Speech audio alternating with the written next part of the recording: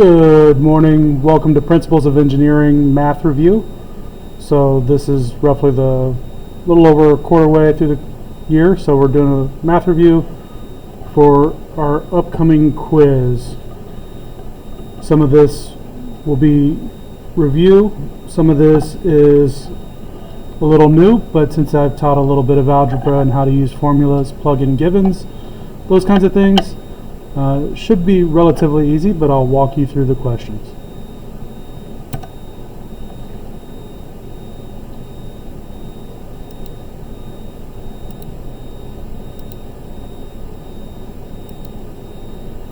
Alright, so we're going back to our levers and actual mechanical advantage and ideal mechanical advantage. So looking at the diagram above, and there are your formulas. As promised, Mr. McDonald will always provide formulas. I don't expect you to remember them. So we have a force of effort of 200 newtons. We have a force of resistance of 40 newtons. Our distance of effort is 50 meters, and our distance of resistance is 100 meters.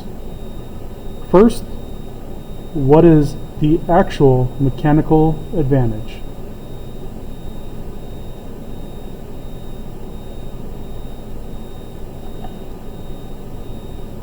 The second question from this slide is, what is the ideal mechanical advantage?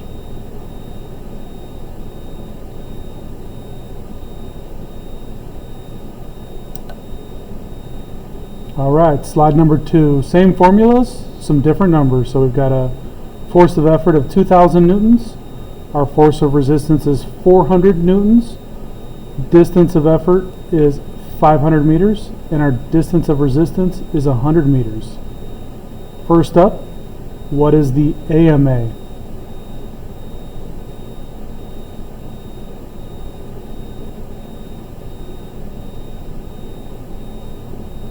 Second, what is the IMA?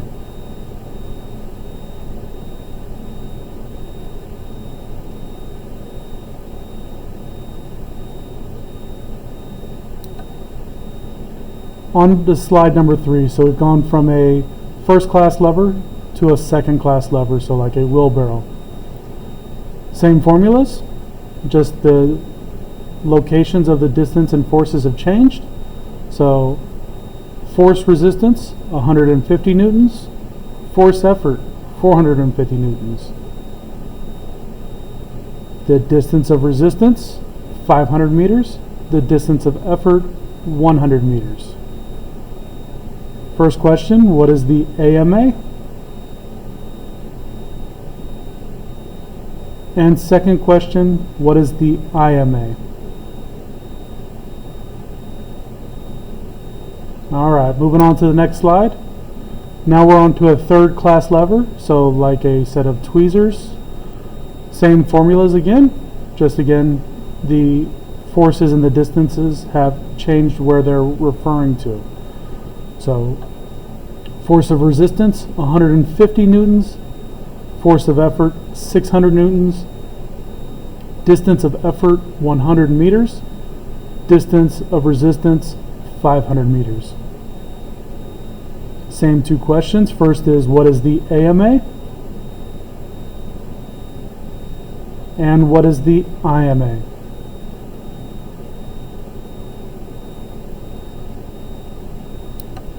All right, moving along. So later in the year, we learned about gear ratios. So there's a picture here of the 12, 36, 60, and 84 teeth gears that come out of the VEX set. These were the ones we used. So we've got a little bit of a story problem. So you build a car with a simple gear train consisting of a 12-tooth gear on the drive axle and an 84-tooth gear on the driven axle. What is the gear ratio?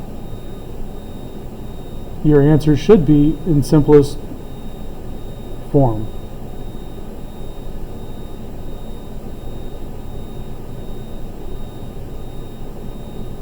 Now that you have the gear ratio, would this gear train be better for speed or for torque?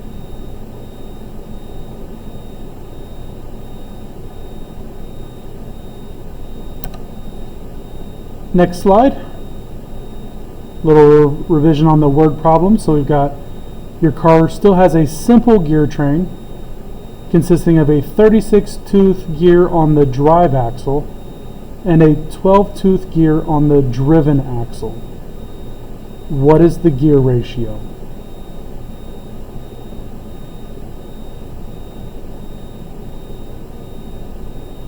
Now that you have the gear ratio, would this gear train be better for speed or for torque?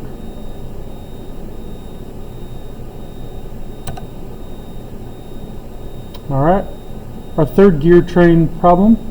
This time we have a compound gear train. So starting from the front on the drive axle, you have a 12-tooth gear connected to a 36-tooth gear on a middle or intermediary axle. This isn't the driven axle, just a axle in the middle. On that same middle axle, you have a 12-tooth gear which connects to an 84-tooth gear on the driven axle. What is the overall gear ratio of this train or system?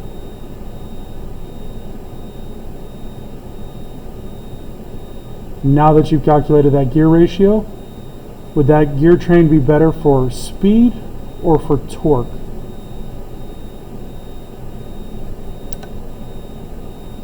And one more compound gear train. So in this example, the drive axle has an 84-tooth gear connected to it, or on it, connected to a 12-tooth gear on the middle axle.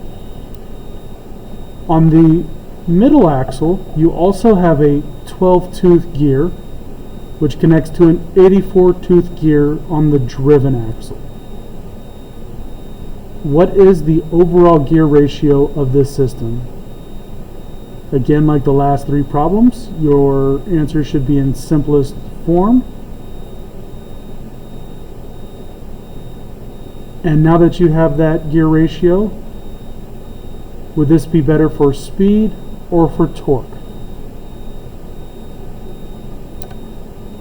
Alright. After we did gear ratios, we did a little lesson on calculating speed. So in this case, you build a car that travels 100 feet in 10 seconds. What is the speed in feet per second?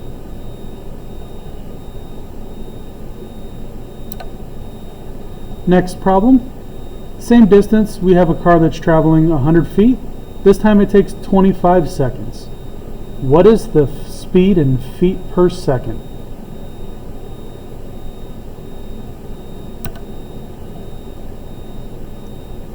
Alright, another speed problem. So we built a car that at this time it travels 500 feet, and it takes 25 seconds to do that. What is the speed of this car in feet per second?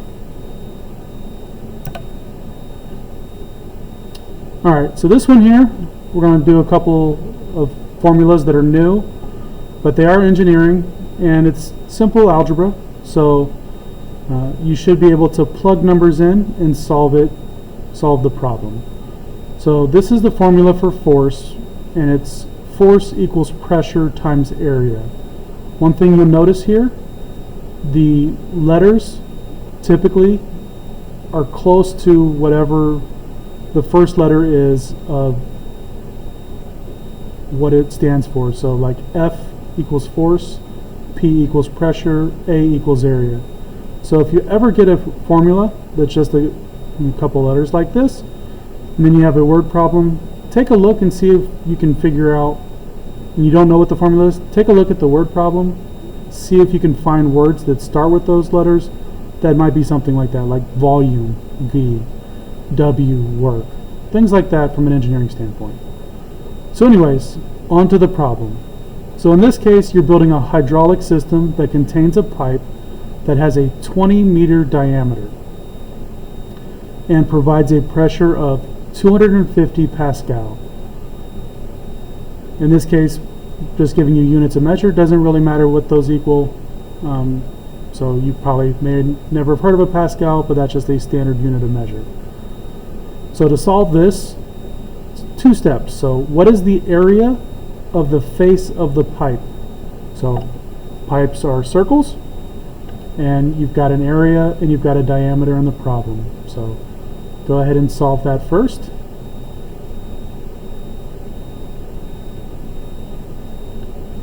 And now that you have that area, solve for what the force would be needed to apply that pressure. So plug in the numbers you have and solve.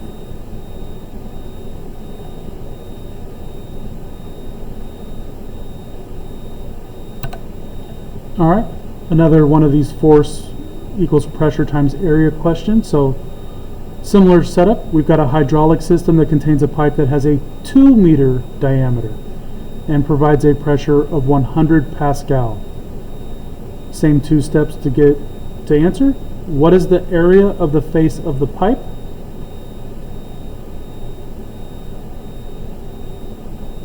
And now that you have the area, what force is needed to apply this pressure?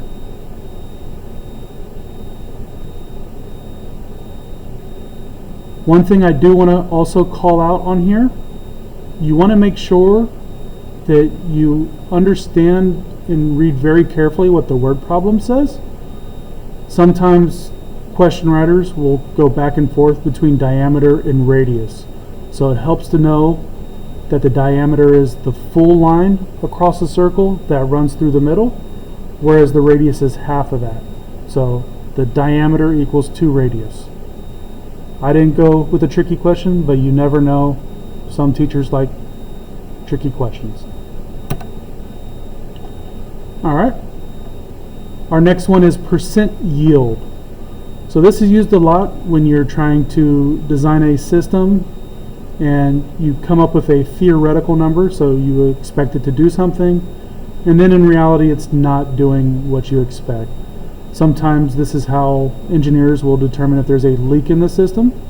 Maybe the pipe that you built has a crack, and so not all of the water or oil or whatever fluid is moving is getting to the end. So typically they'll have thresholds. But either way, it's a relatively simple formula. The percent yield equals the actual yield over the theoretical yield. That gets you a decimal, and then you multiply it by 100% to get a nice percentage number. On to the story problem. So you design a system that is designed to move or yield 1,000 gallons of water into a pool every hour. When you build the system, you realize it only yields 950 gallons of water into the pool every hour. What is the percent yield of this system?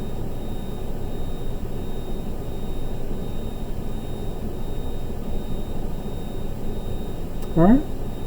So similarly to the last question, you want to make sure that you're comparing apples to apples. In this case, I was giving you rates of water into the pool every hour. Now, if for whatever reason I changed it from every hour and had one at every 10 minutes, you'd have to do the math to figure out either one, convert the every 10-minute rate into an hourly rate, or convert the other one that is the hourly rate into an every 10-minute rate. So just be very careful that your theoretical and your actual yields are in the same units of measure, the same rates, etc. Which brings us to our next question. So similar question. You design a system that is designed to pump 200 liters of oil out of the ground every 10 minutes. When you build the system, it only yields 150 liters every 10 minutes. What is the yield, percent yield of this system?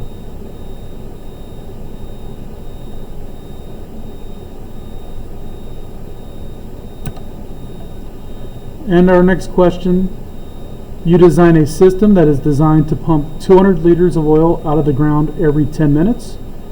When you build the system, it only yields 100 liters every 5 minutes. What is the percent yield of this system?